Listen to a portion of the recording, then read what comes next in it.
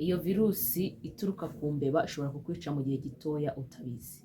Ese hantavirus waba uzi icyo ari cyo? Or hantavirus biterwa n'uko waba ubisoma, ariko hantavirus ni virusi ikwirakwizwa n'imbeba cyangwa n'utundi dukoko turi mu bwoko bw'imbeba. Murabizi no mu Rwanda tugira ubwoko bwinshi bw'imbeba, hari maheke, imishushwe, ubwoko bwose bw'imbeba iyo virusi niho ikomoka. Rero umuntu ashobora kuyandura iyo ahumetse umukungugu cyangwa ibintu byandujwe n'inkari, amacandwe cyangwa imyanda y'imbeba. Ishobora gutera indwara zikomeye zifata ibihaha cyangwa impyiko, kandi rimwe na rimwe iyo ndwara ya hantavirus irica. Ariko ushobora kuba utazi ibimenyetso bimwe wowe ushobora kuba ufite ibimenyetso wenda tuvuga none ahangaha, cyangwa se ukaba wibaza uti se nyifite nabimenya gute? Reka nkuganirize ku bimenyetso byayo.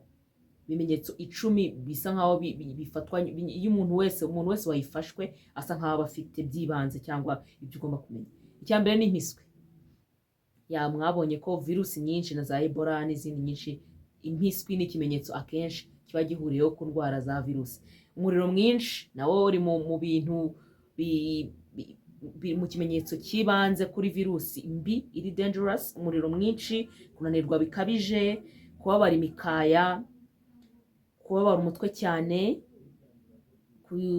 kuzungera cyangwa se gucika intege, kugira isereri bya hato na hatoya, isesemi no kuruka, kubabara mu nda, inkorora ikomeye, ndetse no guhumeka nabi cyangwa guhumeka nabi cyangwa kubura umwuka kubera amazi yinjira mu bihaha.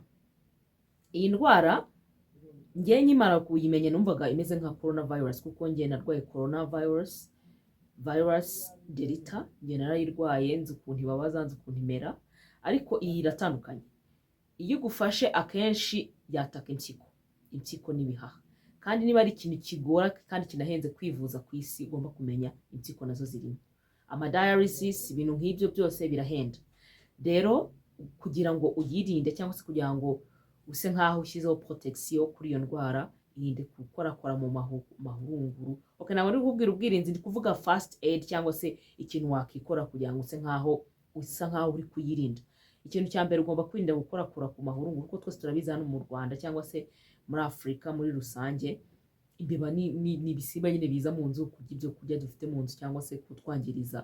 Rero nk'iyije ifite ubwo burwayi, igashyira amahurunguru hariya, igashyira inkari hariya, wowe ukagenda gutyo nta ga wambaye cyangwa se ikindi kintu cyakurinda, ukagenda ugapfa gukoraho, iyo mbeba wenda yari itwaye virus muri izo nkari no mu mahurunguru yazo, tayari uhita uyirwara. Ntabwo hacaho igihe uhita uyirwara. Kandi virusi ni ikintu kibi kuko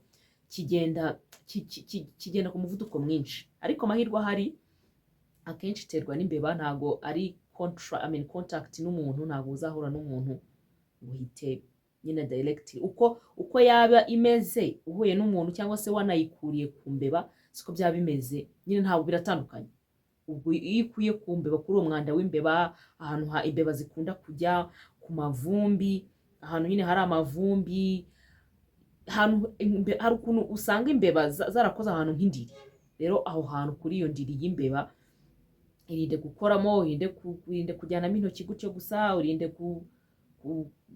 nyine kuhareka. Hari ukuntu biba binahari, wenda hari ahantu hari indiri y'imbeba cyangwa se ibyari by'imbeba hasa nkaho hafunganye, irinde kwicara aho hantu igihe kinini isa nkaho ufunguye, iyo myuka mibi igende. Kandi wirinde nyine gukora isuku z'ayo mahurunguru, inkari n'ibiki, utikingi cyangwa se utirinze, ufite yoga cyangwa se agapfukamunwa. Rero iyi virusi ni mbi. Virus ubundi ikintu cyose kiri virus ni ikintu kibi cyane, so mwirinde. Ibyo ni bimwe mu bimenyetso ugomba kumenya. Niba ufite kimwe muri icyo kimenyetso ugomba kujya kwa muganga, kuko tuzabiganiraho mu kindi kiganiro. Iyi ntabwo ari indwara ifite umuti specifically wavuga ngo barayivura ngo ikire. No, bavura ibimenyetso, ntabwo bavura indwara. So rero irinde. Niba wakunze ikiganiro, subscribing, usharing ndetse na commenting. Ntuzacikwe n'ikiganiro cy'ubutaha, tuba turi kuganira ku bintu by'ibanze bashobora gukora, nyine basa nkaho bari gufasha umuntu uyifite kugira ngo wenda ataba yava no mu buzima. So